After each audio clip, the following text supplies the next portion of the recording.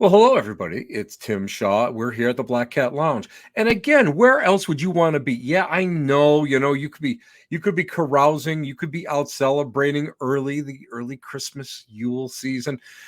We should talk about, later on in this season, we're going to talk about the 12 days of Christmas. That's what we're going to talk about because I've been hearing some really great things about that we're missing these things. It's back in the day, it was carousing and getting crazy for 12 days. 12 days. You know how it is. January, you know how it works. Anyway, we got a great show for you tonight. And you know what? Tonight we're going to talk about Christmas. We're going to talk a little bit about some traditions. We're going to do a little salt and pepper, see what's going on, maybe do a little bossa nova dance, see what's happening. But our guest is someone who I've wanted to go and interview for a long, long time. I wanted her on my show for a long, long time. And you know what the problem is just when we were ready to get going, we had everything all set up. We actually had a studio all set up, and guess what? Yours truly got sick. Imagine that. Imagine that. So finally, we were able to go and duct tape my guest down long enough to come on my show tonight. And it's fantastic. So anyway, let me go and just give you you know what? This introduction is just, I don't know. It's just not, I guess it's not in depth enough. So anyway, I'm just going to give you a little bit. Tonight's guest is someone who I've always wanted to interview because I've always admired what she's been doing and what she does and her spirit and her jawniness and her wisdom. I always love that. Anyway, she is just a talented and a very, very amazing person. From an early age, Kelly has heard and seen spirits, especially spirits in nature. I love that because being someone who has been brought up with the spiritualist community and actually has studied shamanism and some, hoodoo and voodoo along the way, I have a deep respect for everything that's out there in the world. I really love that. Now, she's generationally a psychic healer. She's a medium. She both works in two modalities, both energetically and as a massage therapist. Now, that is big time because I know that when I go for a massage, I don't like just going to someone who is just a massage therapist. I want someone who can work both energy and body because that's the way everything heals and that's the way everything feels great. Kelly has mentored under Shirley Calkins Smith, who is one of the grand dames that I remember back from the day, and she's really somebody I've respected for all these years.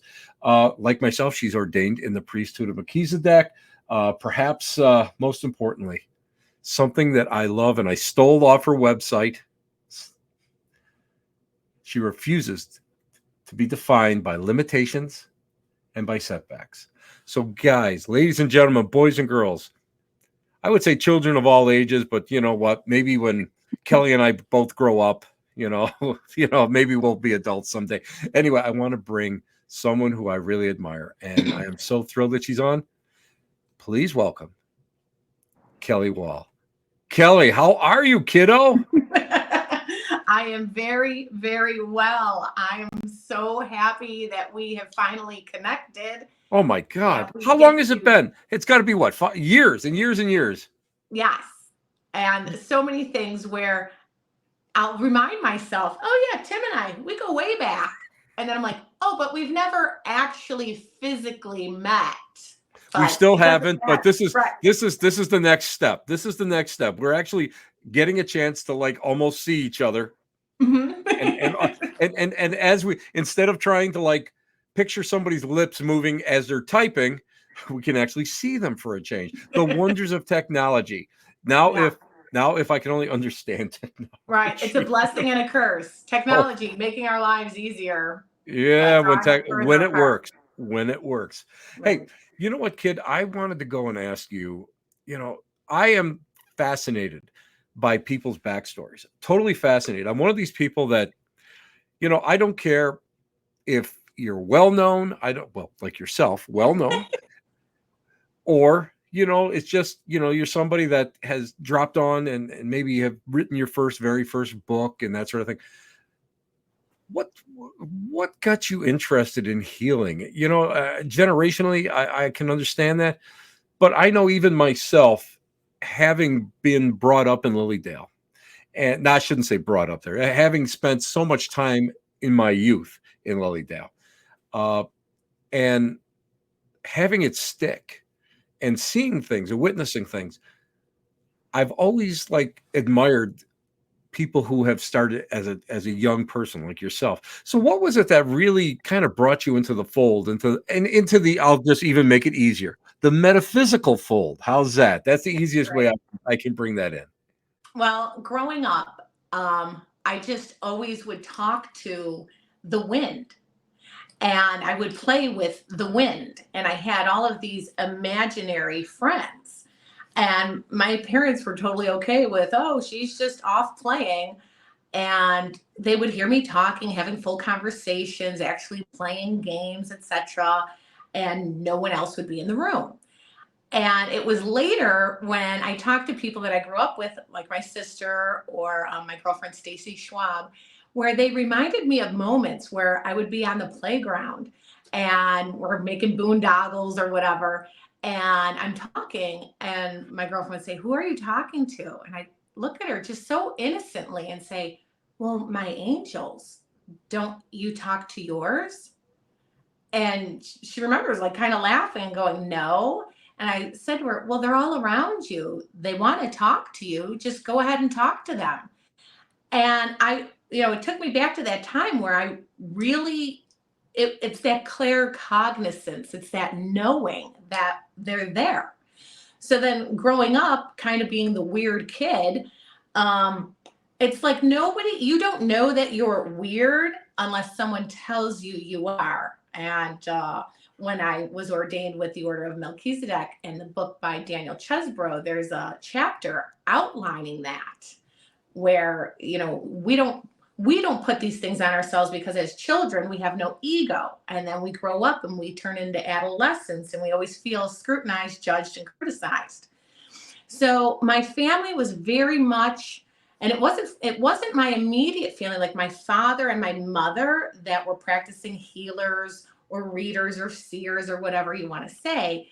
It was my great Oh, uncle and my great aunt who believed in the science of spirituality.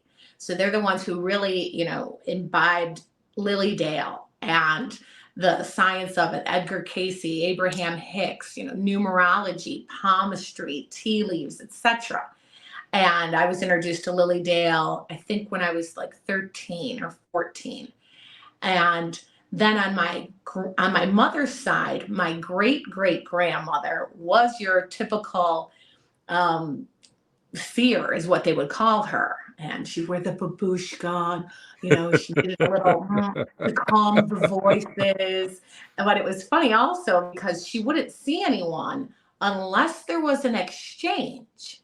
right. So she'd be like, "No, today I feel like I want canned peaches or pears." So two women will come to the door. If they don't have that, I'm not seeing them. I love it. Right? Because That's people in our fantastic. industry are constantly like, "Well, you have this gift and you want to serve spirit and you want to serve people. Why do you Right. charge for it?" And it's like, "Well, because I have to eat too." It's an And I exchange. Right. It's an exchange. It's honoring that I've developed this, because we're all psychic. We all have the gift. And it's just a matter of developing it and honoring it. Exactly. Well, so many people I've gotten that. First of all, not only has been spiritualism been in my family, but my great uncle was a reader. So it's sort of like, this is getting scary, Kelly, just to let you know. This is a little scary. But yeah, really. But I love it. I mean, we're all connected, I feel. And that's why a lot of times I use, connected with K Wall. Because really, it comes down to these layers of, if you peel it, we're all kind of looking for the same thing, and correct. we're all connected in so many ways. Correct. Well, it's funny because a lot of people will go, and I get the same thing. A lot of people go, well, it's a gift. So I've stopped calling it a gift. I call it an ability, because by saying gift, so many people have taken it to, to think about it and say, well, how come, if this is such a gift, how come you have to either charge or whatever? And people don't realize, it's like, I always explain it like this. I'm not charging you for the message. I'm just charging you for my time to sit here, Bingo. and it's got to be an exchange. People don't Right. realize about the exchange of energy. Everything is an exchange in what we do. And I don't understand people that always want something for free. Yes. I'm one of those people that never look for anything for free. I'm always Mhm. willing to pay, trade, barter, Right. whatever it takes. And a lot of people don't get that. And Mhm. that's an unfortunate thing. That's just an Right. unfortunate thing. And Next it's question. Oh, go wait, ahead. I'm wait. sorry. I'm like, wait, we could do a whole show on this Oh, I topic. know we could. But, and it's like, we all have the ability. So, yes. Right. Yes. And, some people, it's a blessing and sometimes a curse because they don't Yes. understand it. Yes. And Yes. so I tell people, because of course, I didn't want to be the weird kid anymore who knew that when the phone rang, it was going to be bad news that somebody died. Correct. So what you don't understand, you kind of shy away from. So, and I get a lot of people like that they're like, I believe I have the gift, but I don't want it. And I go, no, you just need to understand it. So you Correct. need to Exactly. learn how it works for you. It's like we all have the ability to swim. But Michael Phelps was genetically predispositioned to excel at that ability. So then his parents saw Mhm. that and his passion, and he said, I'm good at this. I want to become even better. So then he trained, he practiced, he got coaches. So he took an ability that all of us have, but he sought help on how to develop it better. So that's why Correct. places like Lilydale exist. It's the world's largest community dedicated to the development of spiritualism.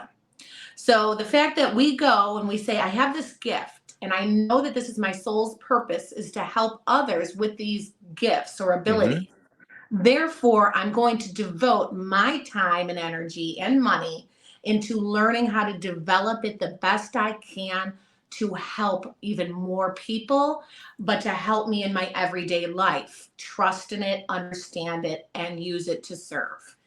And then, of course, you get people that are serving their own ego, and that's when people extort a certain monetary price with it. Yes, yes, yes, yes. And you know what? The unfortunate thing is, Kel, and you'll agree with me, is that you can go and you can do 1,000 readings and be on the level. And you have one sideshow carny that comes into town and extorts people. Mm-hmm. And guess what they're going to do? Instead of all those thousands of readings that are really good by honest people, by people who really get out there and really believe in helping both, because as you know, a medium is, our job is to be of service to those on the other side as well as those on this side. But you get Right. these other people that come in and they just extort people for big bucks, and what happens? We all get lumped up into it. And that's the problem. And it's that whole, I think the public is always looking for that scapegoat sometimes. And they're Mm-hmm. always looking to try to tear something down. And Right. I think that's innate. I think that's innate in all of us, unfortunately. I think Right. that's just a human thing.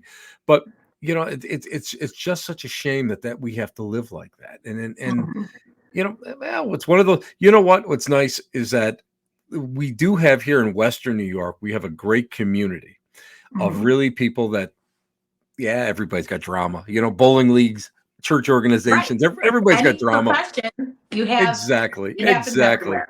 But you know what? Here in Western New York, we really do have a lot of people that support one another Mhm. in so many different aspects, so many different ways. And I really think that is what's so important, and that's what nurtures us. That's where we can kind of keep going and keep kind of uh, I won't say, I hate to say careers, but what our service moving Right. forward, and that's Yeah. the best way to do it. Like, Our I have no problem when I feel as though, you know what? Because I'll say, I'm not your medium. Oh Either yeah. either Oh I feel yeah. there's a block where I say, I'm not the one for you, and I'll refer them, or I'll say, you're not ready. And I Oh use God, discernment. yeah. So I don't feel you're ready. You need some healing, or you need this, or you're so set on having the message that you want in your form that you're not open to hearing what it is I'm bringing through for you. Exactly. And you know what I always tell people? We are all different. And our abilities come from being different. And our abilities, just because you can read somebody, doesn't mean that I can read them to that ability. You and I are that level. You and I can always get something for everybody, but can we really target into what the heart of the matter? Yes and no. Yes and Right. no. And sometimes it's a crapshoot. We have Kelly Wahl, the amazing media personality, medium, healer, and just bon vivant. The one of the true movers and shakers here in Western New York. And I will say, let's put it this way: all of New York State and parts of Ohio and Pennsylvania. We have to add those in. And Massachusetts. And Massachusetts too. Yes, that's right. And she's our guest tonight. Kelly, we know that you're a you're a massage therapist, but when we talk about energetic healing, what are your modalities? I mean, I myself, I've studied Reiki and quantum healing and spiritualist healing, and you know, if somebody dropped a pencil on the floor, I will go and I will study pencil healing. You know what I mean? Right. What Yeah. what modalities have you studied, and how does it relate to the work of being part of this whole thing of service? Well, it's like I didn't even realize what I was doing as a massage therapist, but I was already doing energy healing. And so, because like I said, I kind of didn't want to be the weird kid anymore. So I put all of that on a shelf or in a closet and in a box. And then years later, I started to get more into my calling and saying, I can't deny this. This is who I am. This is a part of me. And I wish to celebrate it. And years later in my life, I ended up going to massage therapy school. And as I would put my hands on people and start to do the massage, I would just start to have all these feelings of where their pain was. Was their pain Yes. from grief? Was their pain from emotional, issues growing up, sexuality, etc. Hmm. And I'll never forget, I was working on this girl who was younger than I was, and I just started to really get into reflexology as well. And I was working on her massage wise, and she was also a massage therapist. And I started to get to certain places where, like on reflexology on the foot, it had to deal with the reproductive organs. And I said, "Is that tender in there?" And she said, "Yes, very tender." And then I started to do, because I had already taken level 1 and 2 of Reiki energy healing. And I started to go over her body, and I felt right by the sacral area that there were some issues. Now, again, I always teach discernment. So just because I know something, it doesn't mean that they need to know it, they're ready to know it, or this is the proper place for them. Exactly. I agree 100%. People don't understand that because I think that's the problem with so many healers. All of a sudden it gets blurted out rather Right, than, right. dealt with in a Or proper even ethical way. I've been at services where, psychics, mediums, they're like, I have to tell you this. Mm. No, you Oh, have to ask me. yes. Oh my So I God. asked my client, and I knew her very well. And I said, I would like to share with you what I'm picking up on you energetically. Are you comfortable with that? And she said, yes, I'm very curious. And I said, I feel as though you have a lot of issues with your reproductive organs that I feel are based on a lot of sexual experiences, especially growing up. And that has really plagued you about your own sexuality, valuing your body, et cetera, et cetera. And I got into a little more, and she started crying.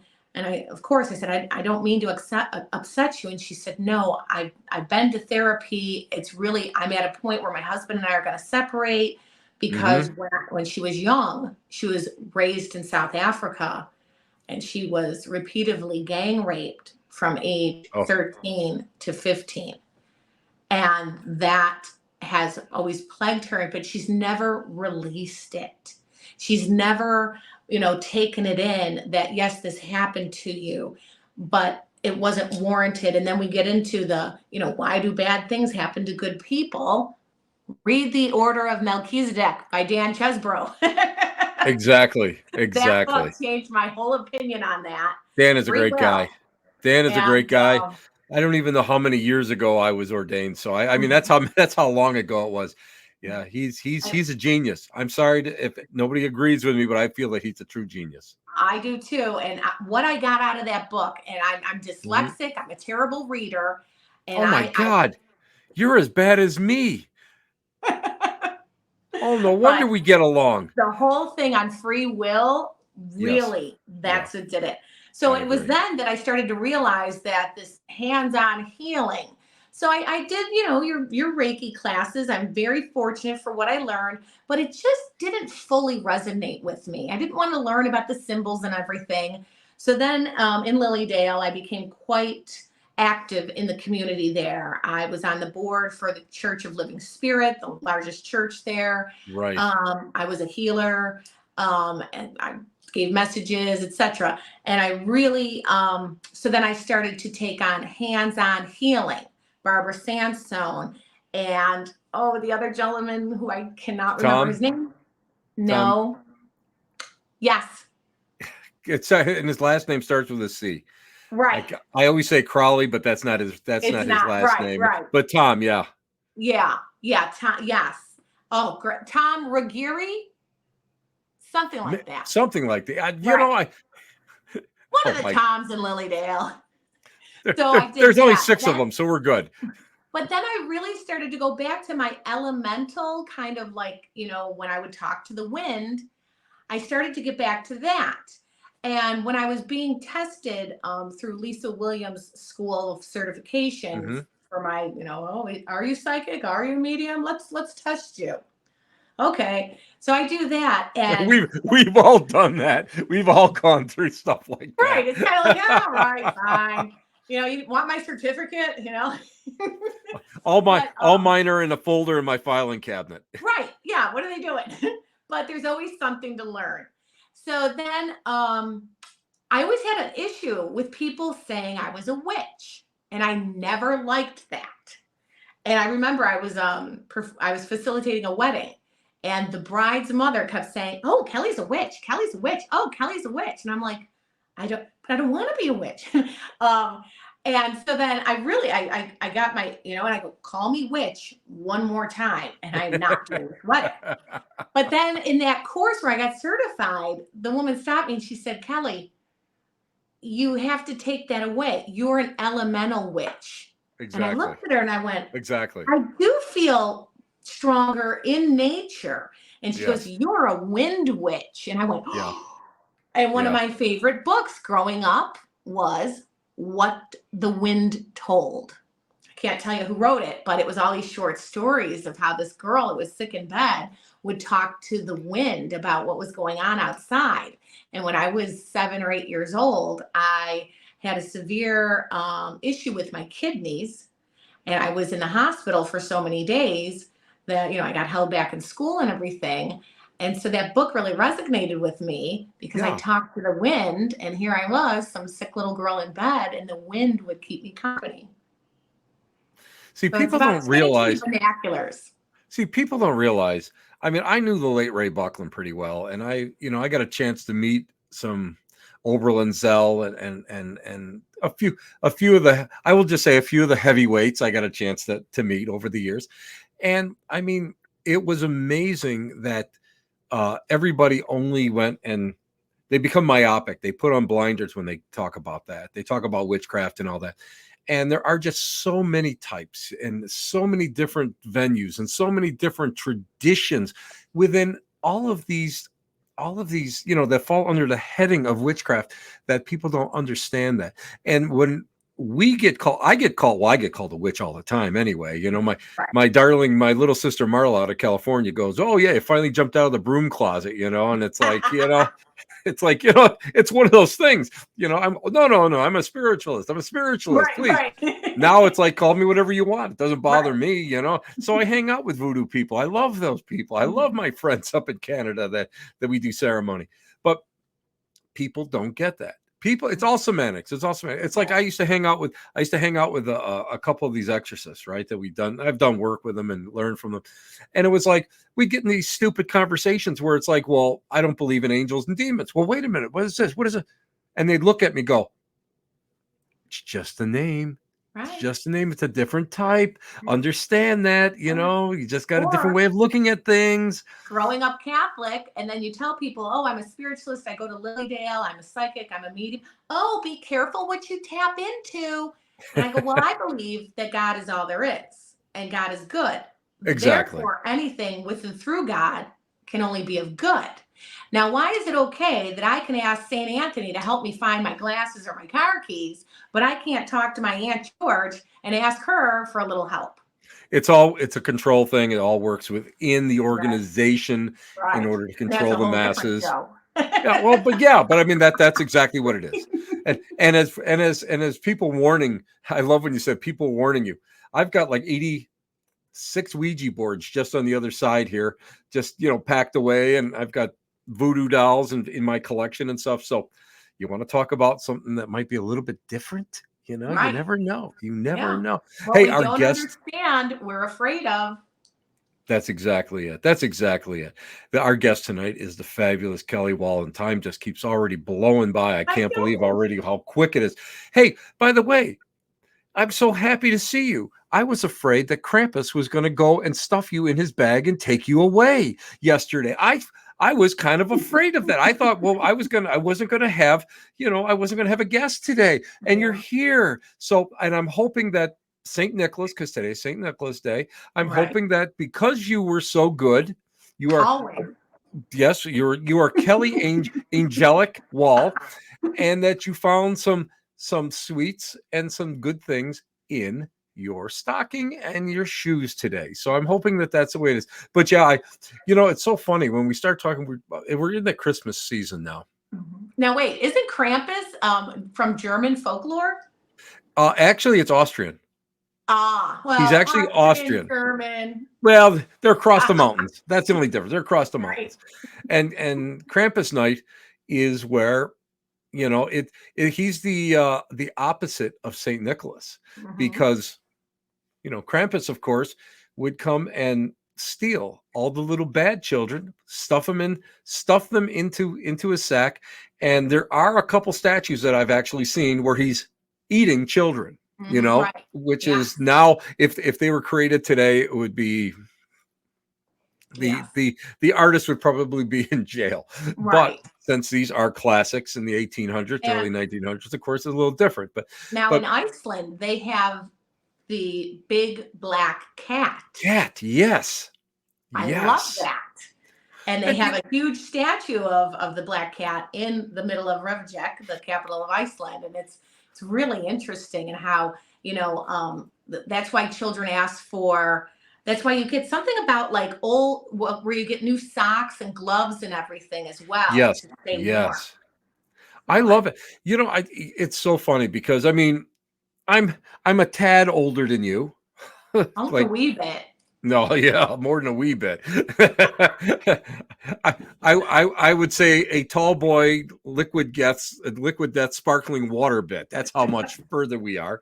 And that, by the way, they don't sponsor us. That's just what I drink, Right. Yeah. That I drank that, and it was so odd to drink water out of an aluminum can, and then it's called liquid death. Death. Yes. Yes. I have to have it because it's just Hey, attractive. that's marketing. That's good marketing. I love that stuff. Anyway, uh, but I mean, there's so many traditions. And growing up, I remember even like going to good old Saint Andrews in Sloan.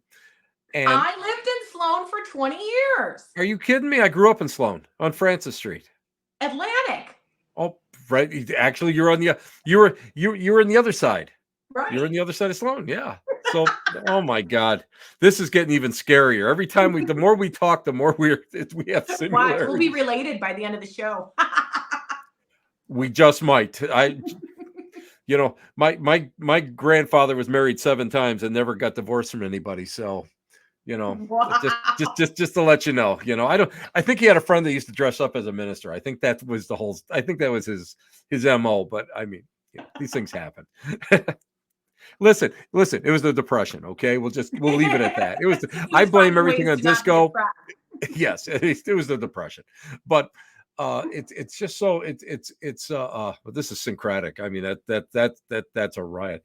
But I love, as growing up, I mean, I really didn't have, other than Santa, and other than, of course, the birth of the Christ child. I really didn't have any more traditions. I was a Scotch Irish German kid that went to a Polish Catholic school, so I didn't have those traditions. And my mom was Irish, so I mean, we didn't have a lot of traditions growing up. What kind of traditions did you have? Well, I am German, Polish, Irish, where I tell people that I'm German, but my mother's Polish. She hates that joke.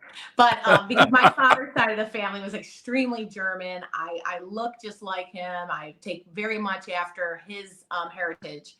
And my mother's side of the family, extremely Polish. So, of course, Christmas Eve, we'd go to the Basilica, and Hmm. Christmas Day, and then we'd have, the plastic or whatever, the host that you pass around, Right. The and then we'd wafer, have, yes. the Polish sausage, or the płatka, I think it's called. Yeah, that's how great Opłatek. I am. Thank Opłatek, it's you. Say it called. again. Hey, listen. My wife is Polish, is Russian Polish, somewhere along the line. So we celebrate all of the Polish, traditions here. So that's what I actually love it. Hmm.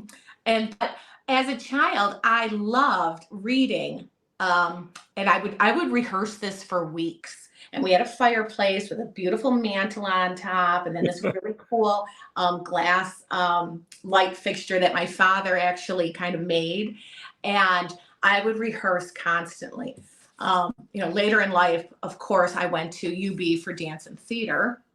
So at my theatrical age of 7 or 8, I would recite "'Twas the night before Christmas and all through the house."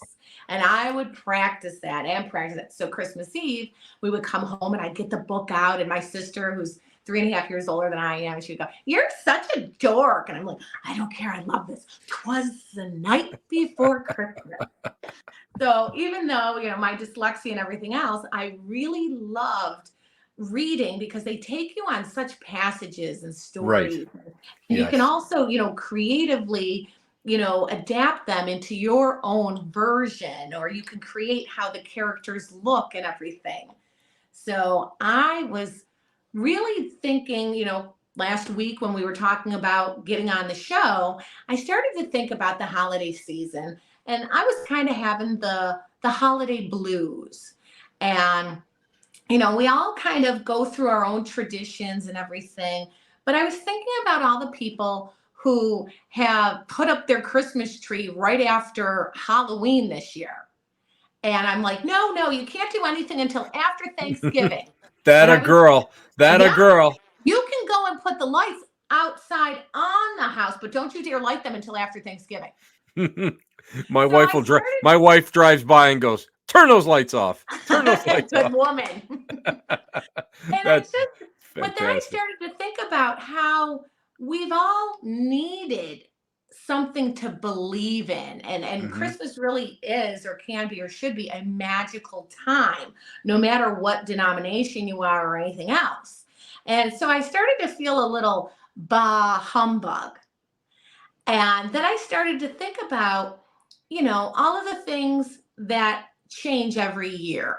Yes. And even on the radio today, I was listening to a local station, K Love 102.5, and they've now changed to a Christian station. And there's a new song out by somebody in that genre about what does Christmas mean to you this year. And I thought, how interesting. And so I turned around and I'm like, well, Tim is all about ghosts. And we can be visited by ghosts and spirits all the time. But this time of year, when we start to feel a little bah humbug, a little Scroogey, a little Christmas is nothing but a commercialized holiday, and we get caught up in the holidays, Guilty as that charged. Guilty as right, charged. that I get a little.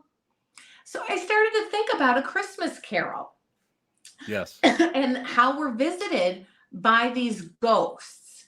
Now, I will be doing an event at Paranormal Oddities on Thursday, December 14th. Well, I will really expand on these ghosts of Christmas. And by the way, Joe is in the room today. Oh, another one that I haven't physically met yet, but feel so connected to. He's a great guy. And I love it. I love driving by the new signage outside. It looks so cool because Transit Road over there can be quite dark. Yes. And it's Yes. just, Yes, it's it can got be. a really Yes, cool vibe. And I love the building, so I can't wait to get in there. Have you seen the venue yet? No. Oh, the venue is special. It's really, it's special. I've been drawn to it for quite some time. And I keep saying like, no, no. And then I went, yes. So I started to think about this time of year, we start to get very nostalgic. We're visited by the ghosts of Christmas past.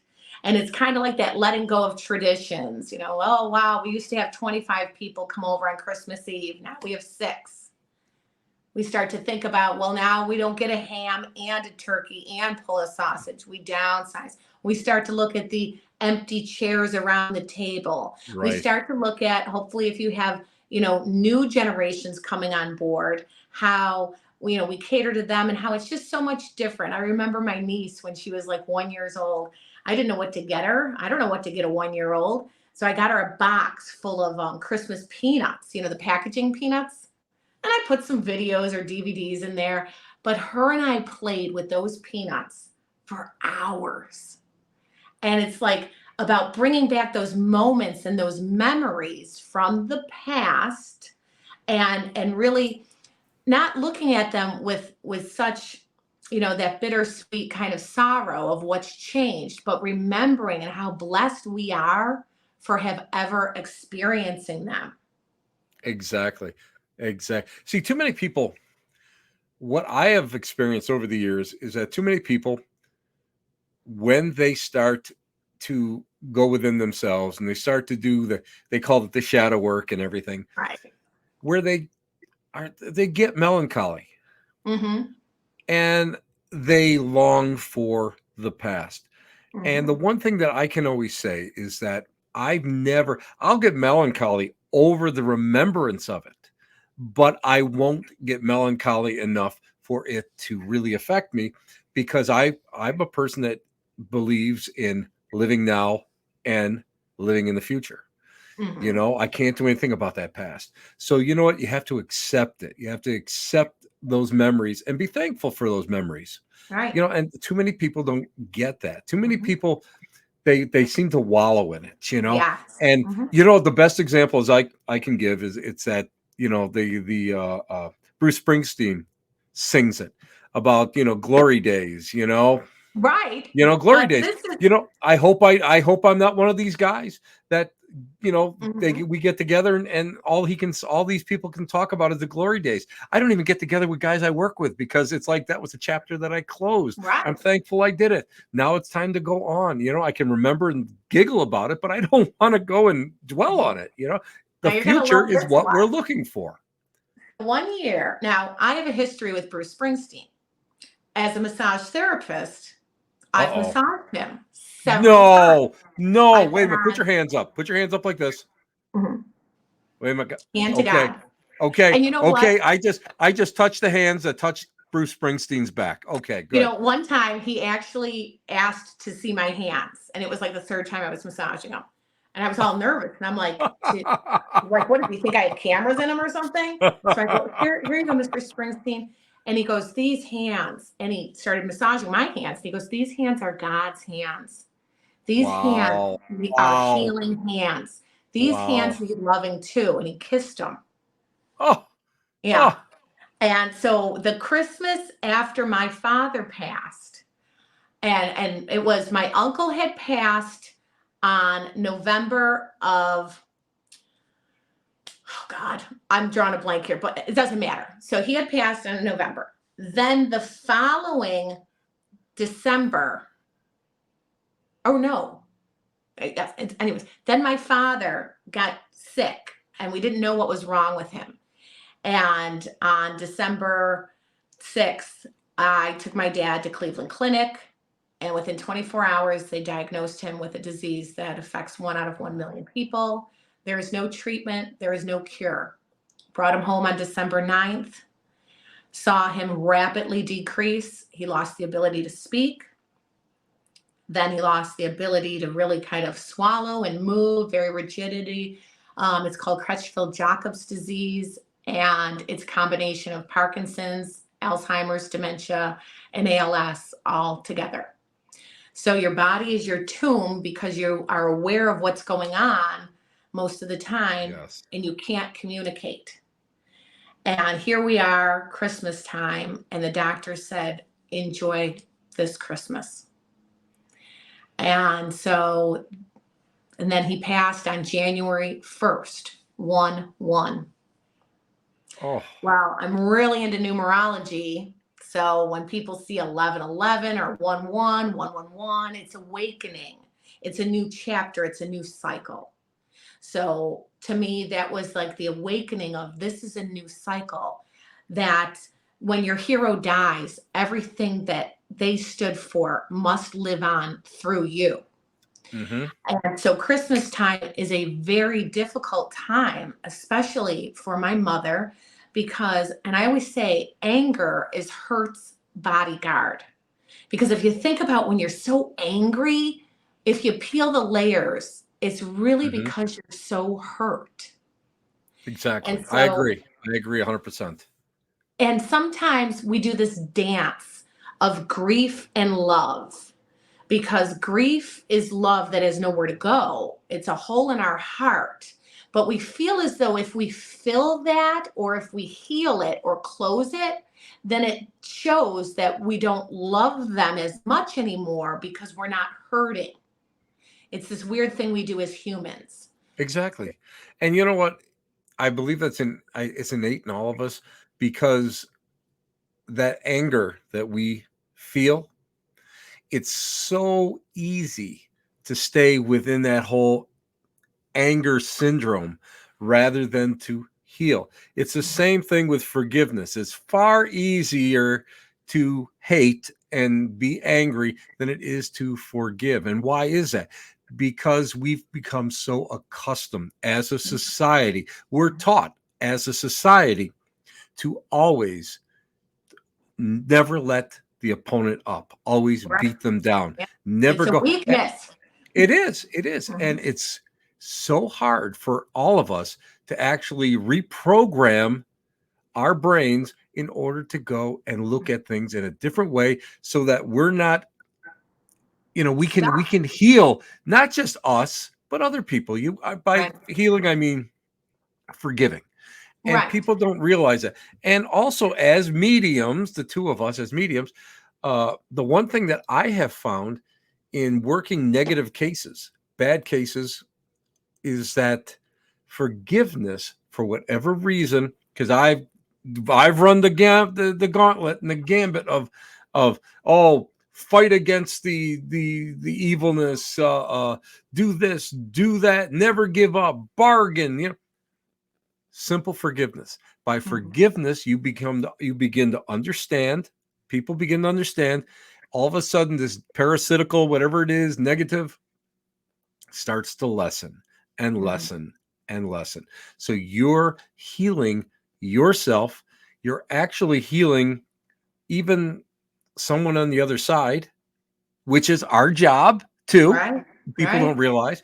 Right. And you are actually making a statement that you hope will continue on. Mhm. And that to me is one of the highest callings. And Right. people don't get a chance to do that. And Mhm. it's funny that you talk about uh the ghosts and of the Christmas Carol, and that's always been one of my favorite, actually, outside of the Christmas Story. Right. Oh, Not right. and Oh, you're gonna false. you're gonna lose your eye over that. Take your Right. eye out, but the Oh, but Christmas. Tim, so the year after Oh, my go ahead. father passed, I had Bruce Springsteen playing in the background. And I wasn't paying much attention. It was on autoplay, but it Hmm. kept playing the same Bruce Springsteen song.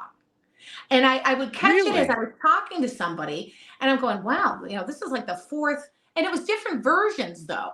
So then all of a sudden I get to a live version, and it's in the back, and I'm, oh, is this the same song? And then all of a sudden he's talking, and I remember the video was black and white, and I cannot find it. And trust me, I have spent many man hours looking for this version.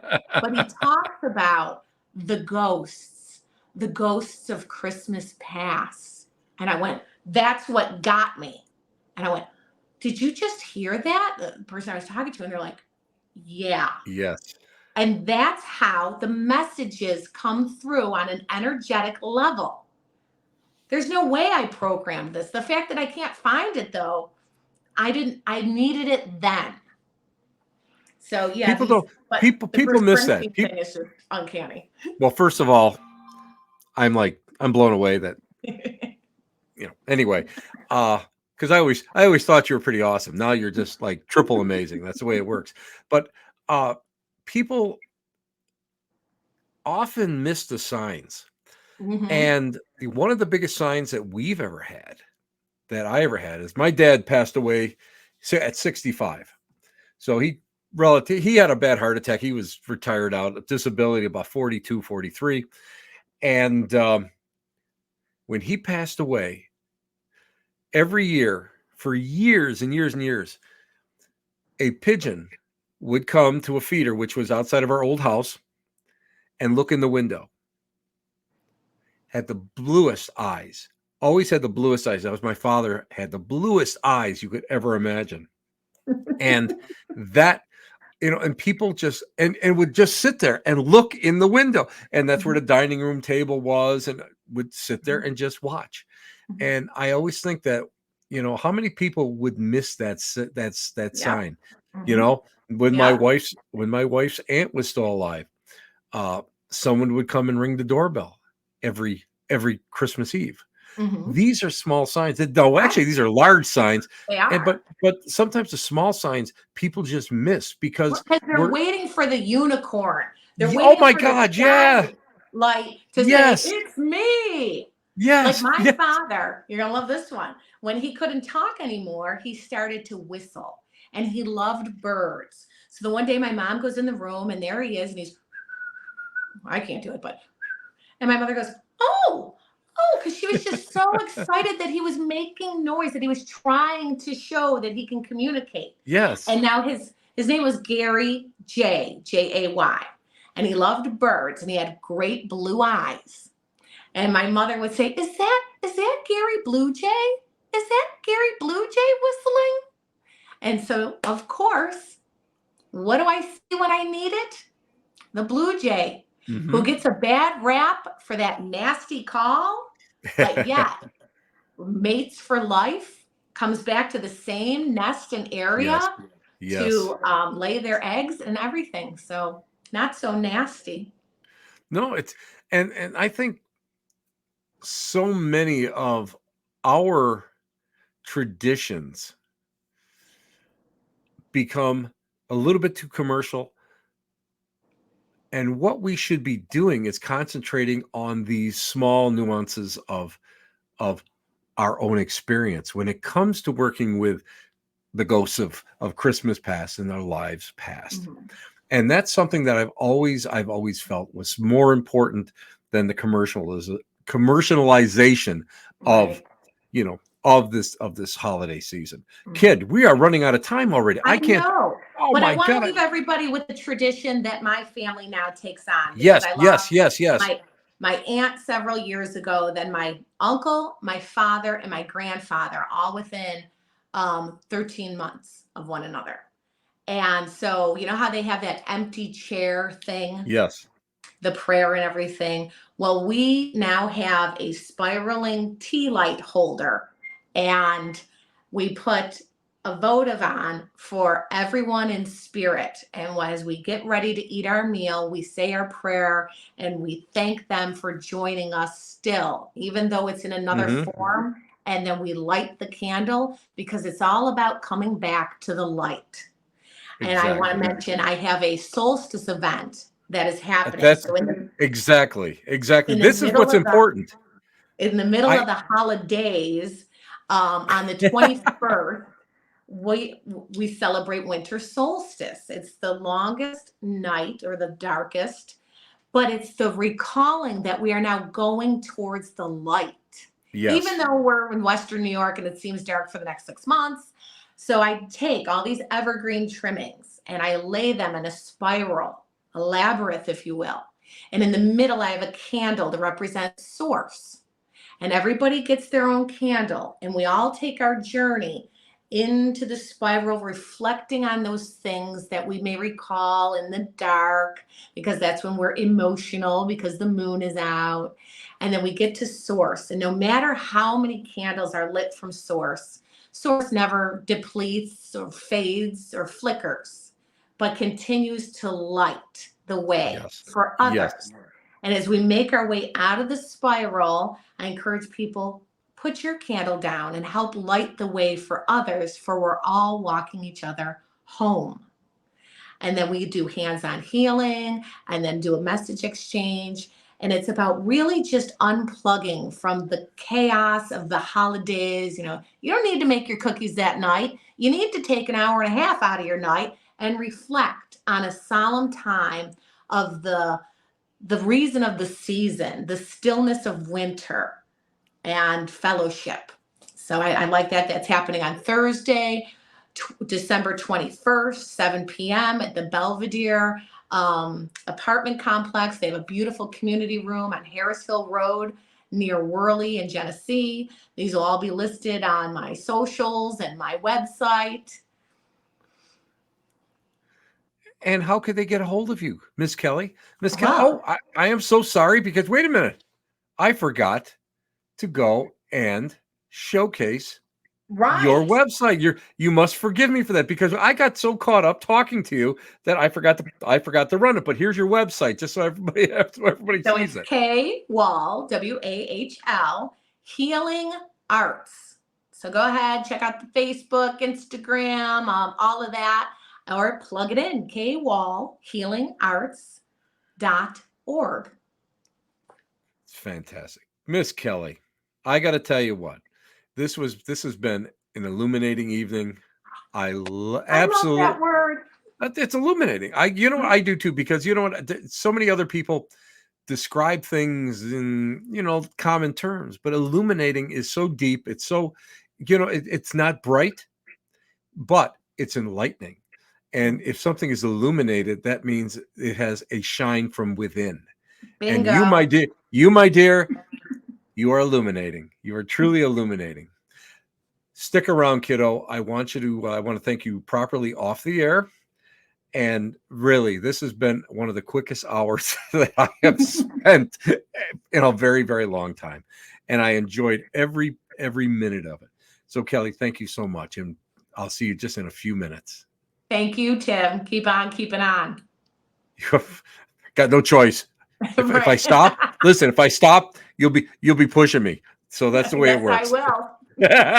We'll be back in just a couple of seconds. And that's the fabulous Kelly Wahl.